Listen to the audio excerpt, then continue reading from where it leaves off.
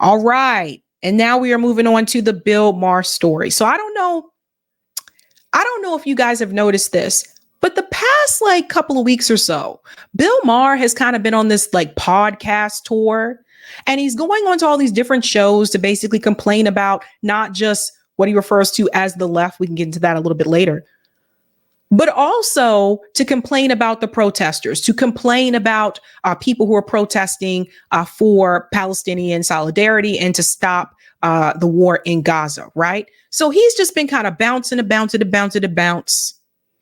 I want to tell you why I feel that this is a problem, because I feel like Bill Maher has basically been made like this voice of reason.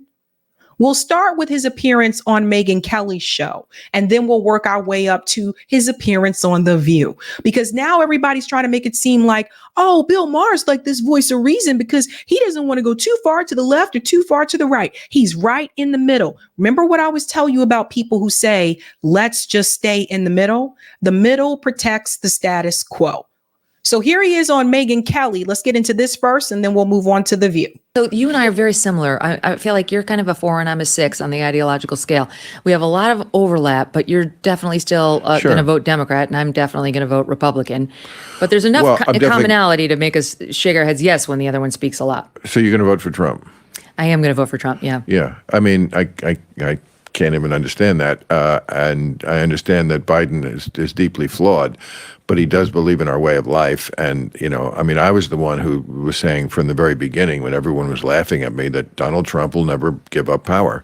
And he didn't. He still hasn't conceded the last election. I don't know what could possibly be more fundamental to you or anyone than you have to concede elections. And he hasn't conceded the last one. He's plainly not going to concede this one. He now has all of his sycophants around him parroting his party line, which is when they ask them, will you abide by the election results?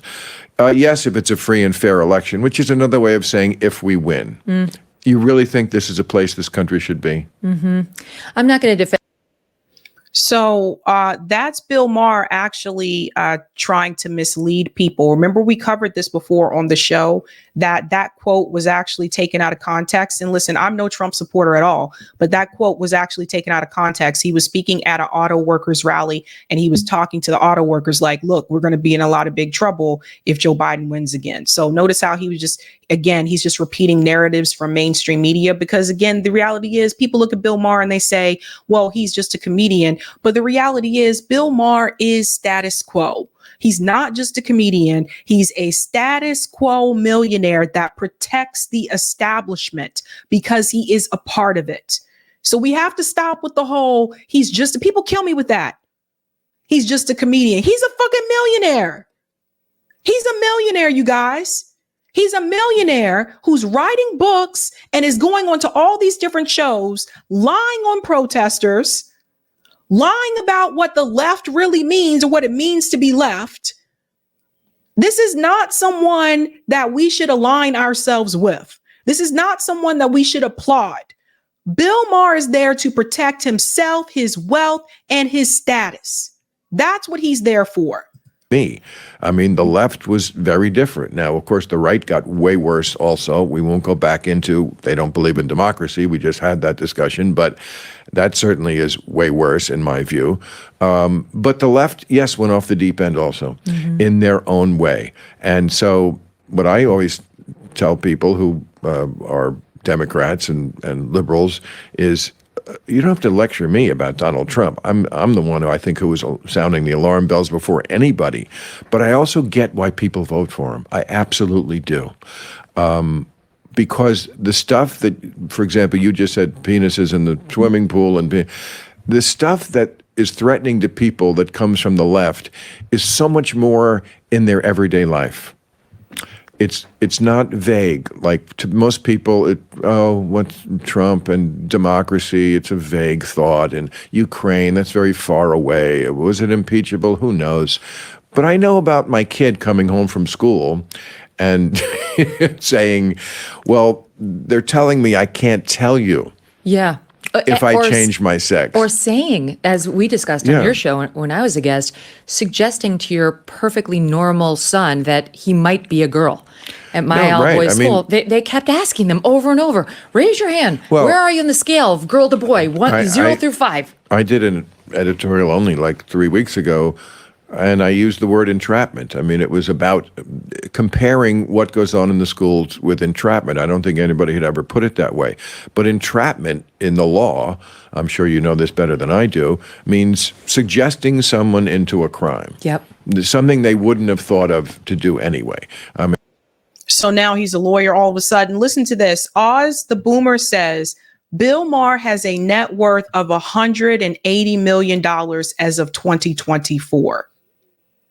Jesse, I sent you a message in the private chat. I mean, about 10 minutes. Okay. Sorry. That's Jesse in the background. Bill Maher has a net worth of $180 million. Most of us, I'm pretty sure most of you watching, we are not in the same class as Bill Maher. We're just not. So when Bill Maher goes onto all these shows and he criticizes all these different groups, and we're going to get to what he's saying about the protesters in just a second, you got to remember who he's trying to protect and who he's speaking for. He's speaking for his class. And Bill Maher is upset and frantic about the protesters and all this stuff because Bill Maher doesn't want he's afraid, they're out there destroying properties. He's afraid someone's going to destroy his property. Even though he's worth over $180 million. There's a sort of selfishness when you become, with some of these celebrities, there is a sense of selfishness that they develop over time. And it seems to increase as their salary increase. It's like the more money that they make, the more selfish they become and the more paranoid they become. We'll go on a little bit more here, and then we're going to get to the protesters. And I used the example of after 9/11, there were a number of cases where law enforcement basically entrapped people who were not really going to be terrorists. The one case I mentioned was the Liberty 7 guys in Liberty City, Miami, a poor section of Miami. And they basically went to them and said, wouldn't it be cool if you blew up the Sears Tower in Chicago and taught the man a lesson? And these guys who didn't even have a gun, probably the only guys in the neighborhood who didn't have a gun, said, yeah, that would be pretty. Do this thing. That would be pretty cool. That's entrapment. And I was saying, look, when you constantly talk to little kids about sex and gender and constantly put out the idea that maybe the body you're in is not the correct one, aligning with what's in your mind, that's entrapment. That to me is the same thing. You're suggesting them into something they wouldn't have thought of anyway, because I promise you, when I was a kid, it never crossed my mind. Mm-hmm. So let me just say something here about this issue, and then we're going to go to the protester one. Does Bill Maher have children? No. But he claims to know so much about this issue. People ask me, well, Sabs, how come you don't talk about this issue, what they're saying to the kids in the schools in reference to gender? Because I don't have children. And people say, well, your kids have children, your friends have children. They're not my kids. And none of my friends have said anything about this to me in reference to the way that he's saying it. I haven't heard any of this from my friends, but I don't have children. And neither does Bill Maher. But he claims to know so much about what's being said to the kids in the schools. Really, Bill? How do you know? You don't even have kids. And if he had kids, his kids will probably have children, so he would have grandkids. He don't have no kids. So what you talking about? Now listen to what he says about the protesters. You're marching for Hamas. Do you know that there are no equal rights for women as regards almost everything you can imagine? Speech, voting, free movement, divorce, property rights, freedom from sexual harassment, freedom from sexual violence. I mean, every possible thing that is a left-wing cause, they violate. But So do you see what he just did there? He basically smeared. Listen, let me tell you what he did. So he basically said that Hamas is doing all of those things, that they're, assaulting women, all those things that he just said there, right?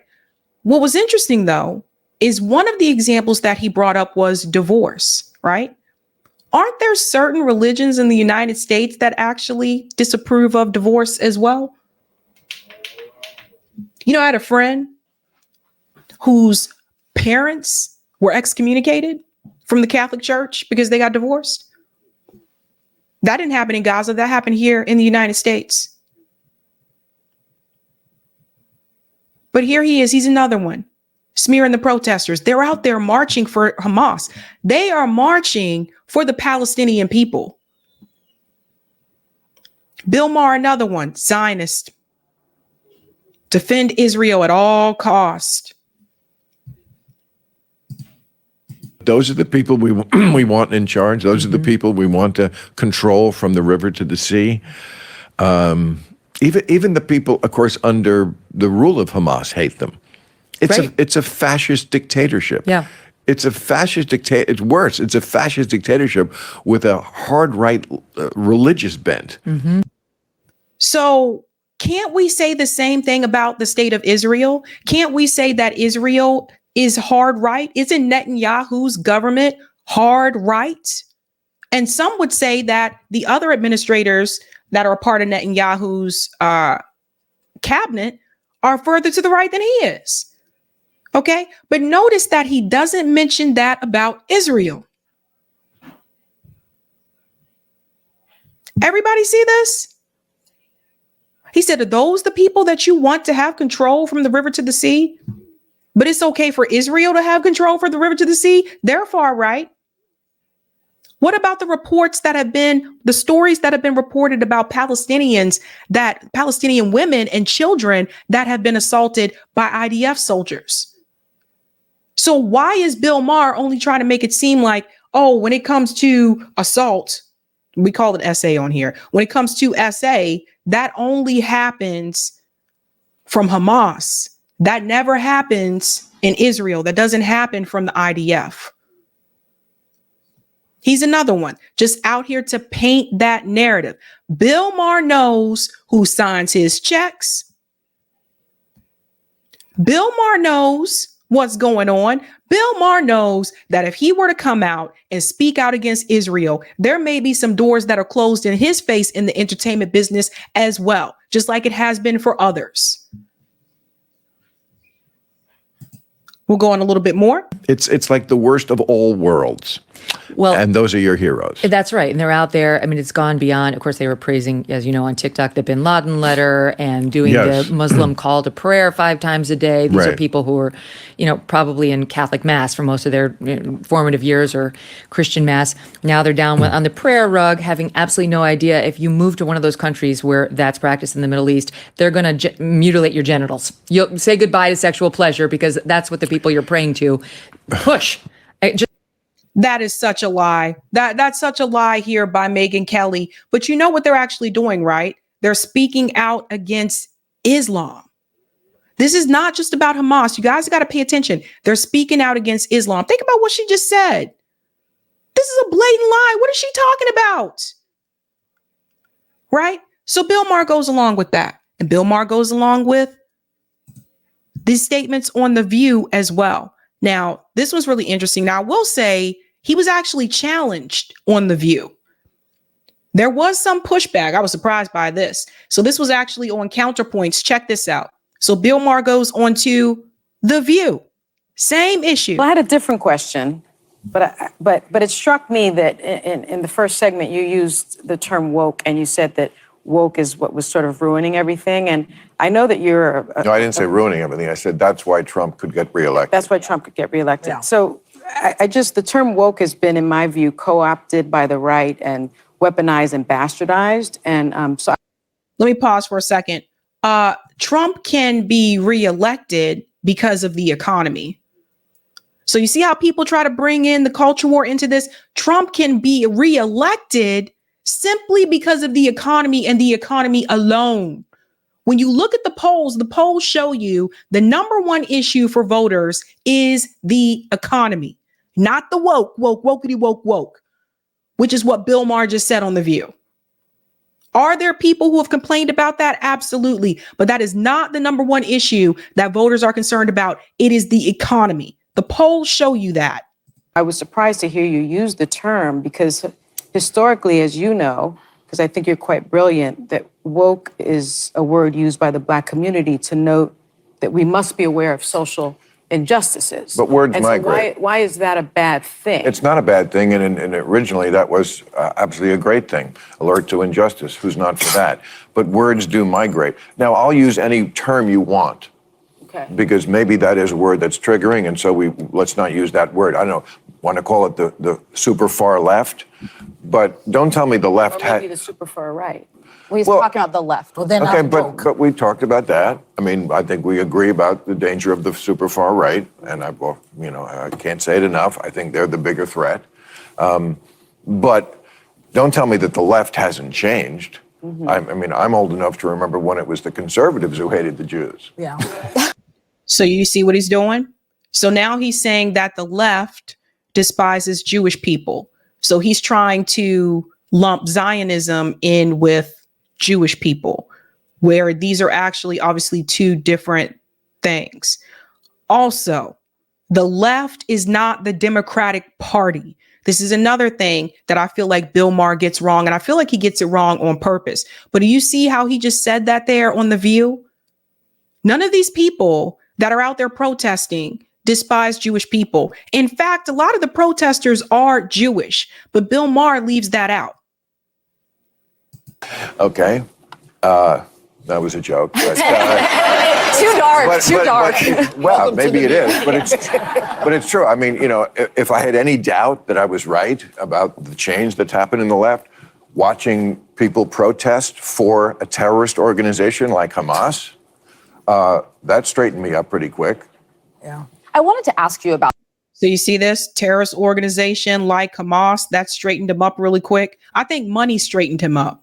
That because I think you're almost a free speech absolutist. You believe totally in the right to say what you believe. But I think a lot of us were disturbed to see terrorist flags being waved on American college campuses and seeing this a generation that some I think genuinely care about the plight of the Palestinians. I think most Americans do. But some who seem to be embracing a terrorist organization over the nation of Israel. What do you make of this moment? What do you think it's a result of? How do we fix it? Well, Israel is the terrorist.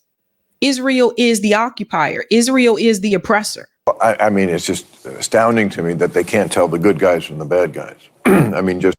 See, here we go. See, again, you see what he's doing? So he's trying to convince people that Israel is the good guy. Morally.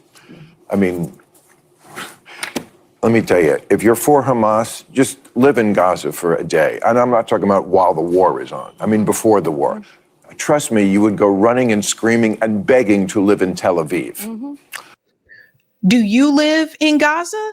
Has he ever lived in Gaza? You see the problem here, folks? The people that live in Gaza cannot leave Gaza. The people that live in Gaza are occupied. They are fenced in. This is the dumbest statement. And he made this on The View, and all of them just sit there like they have no freaking clue what he just said and how dangerous that can be. You are giving people the impression that the Palestinians in Gaza always had freedom of movement, that they were free to open the gate and leave. These people were never free to leave. So that is a dangerous statement that he makes there. And no one corrects it. A place that has your values. I mean, this is a show watched by a lot of women. Women have no rights in this place and a lot of majority Muslim countries around the world. Mm-hmm. I mean, there is no equal rights as far as speech, dress, opportunities for education. Nothing. Let me pause. I'm sorry. This is false. First of all, when we talk about women, we talk about Palestinian women. First of all, there are Palestinian Jews, there are Palestinian Christians, and there are Palestinians that are Muslims. Not all Palestinians practice Islam. In Gaza, the hijab is not required. not all of the Palestinian women in Gaza wear hijab. What is he talking about? So this is terrible. Absolutely terrible, folks. But he's been on this podcast tour, going on to all these different shows, spreading these lies. And not one person on the panel is intelligent enough or capable enough to push back on this and say that he is telling lies. Not one. Reproductive rights, freedom from sexual violence, freedom from sexual harassment. The LGBTQ community as well. Yes. You that too. But you throw around the term apartheid. There is a gender apartheid in a lot of the world where women are second-class citizens at best. Are you at all concerned about the innocent civilians that have been collectively punished and murdered, largely children and women? And are you at all concerned about the fact that the International Criminal Court just today issued a subpoena for Bibi Netanyahu? Well, that's ridiculous, but it's a war. Why? It's a war because it's a war, and they were attacked, and they're defending themselves. Okay. Well, we'll just go ahead and pause that there. But one thing I want to say, no, we need to correct this. How is Israel still defending itself?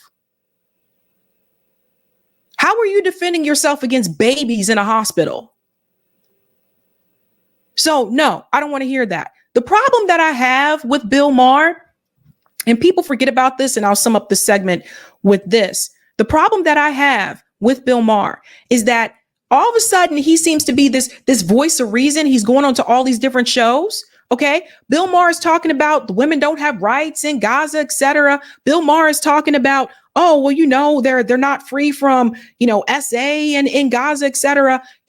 Where we have articles and stories of the IDF, of Israeli soldiers assaulting not only women, but children and other women in the IDF. Where there's actual articles about that. So he's out here to paint this narrative that these things don't happen in Israel. That is an absolute lie.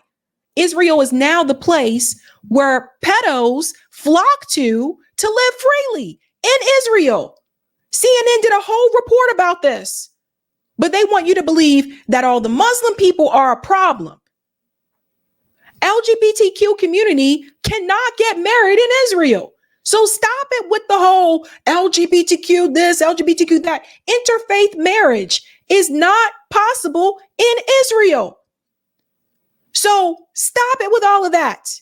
But I want you to remember who Bill Maher was, because people tend to forget, but I did not. You see, this is the problem that I have with Bill Maher.